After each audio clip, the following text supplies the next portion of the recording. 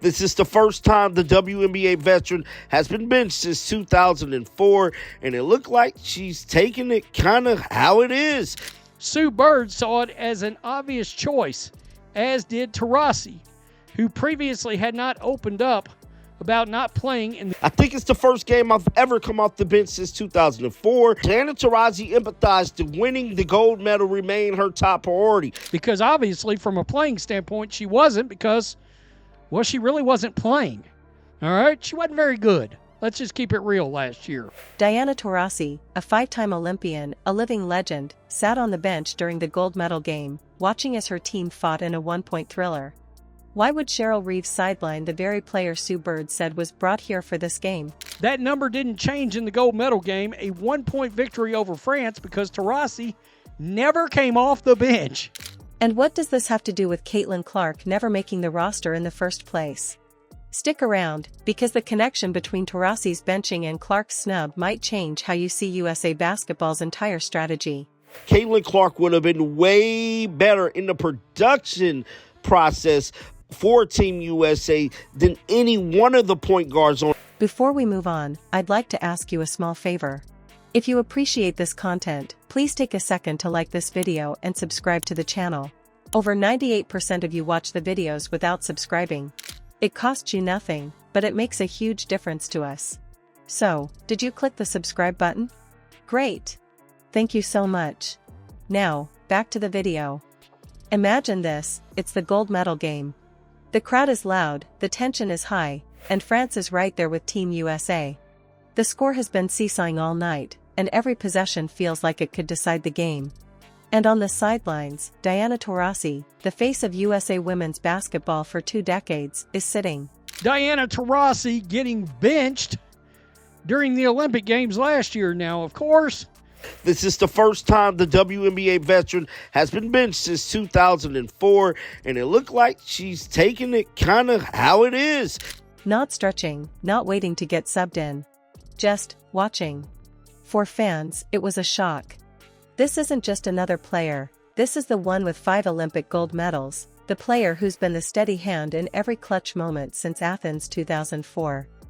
Going into Paris, most people assumed she'd close games even if her minutes were lighter overall. Cheryl Reeve informed Taurasi of the lineup change on Tuesday, a decision that saw the 6-time Olympian come off the bench for the first time. Because obviously from a playing standpoint, she wasn't because, well, she really wasn't playing. All right? She wasn't very good. Let's just keep it real last year. That's just what legends do. Instead, over the entire tournament, she totaled only 55 minutes and 50 seconds on the court across 5 games. And in the biggest game of all? Not a single second. Oh, for Coach Cheryl Reeve, playing a total of 55 minutes, 50 seconds over 5 games of the tournament. Sue Bird even said before tip-off that this was the game she was brought here for, which is exactly why it made 0 sense to so many when she never stood up to check in. The game itself was chaos. Sue Bird saw it as an obvious choice, as did Taurasi, who previously had not opened up about not playing, and whose seat was across the court from Taurasi's spot on the bench, with a look Bird described as, quote, "I don't know what the hell's going on." France pushed the pace, attacking fast, forcing USA to get back on defense before they could even process the last possession. It wasn't a slow, grinded-out battle. This was end-to-end sprinting, quick ball reversals, and wings cutting hard to the rim. The coaching staff leaned into that, relying on younger guards and forwards who could run relentlessly and chase shooters around screens. On paper, it was a tactical choice. In that moment, Reeve wanted speed over poise. But for fans watching Taurasi sit through it all, it looked less like strategy and more like sidelining history. After the loss, Taurasi herself spoke up, saying, "I always felt like I deserved to be on the team." That's a proud competitor talking, the same mindset that's made her one of the most decorated players ever. "I always felt like I deserved to be on the team because it was my team for 20 years, and I know how to get the job done." I think it's the first game I've ever come off the bench since 2004. Diana Taurasi empathized that winning the gold medal remained her top priority. But she also admitted, this one doesn't belong, a hint at the frustration and disbelief she must have felt. It's rare to hear her sound that blunt about not feeling connected to a result, especially wearing the USA jersey.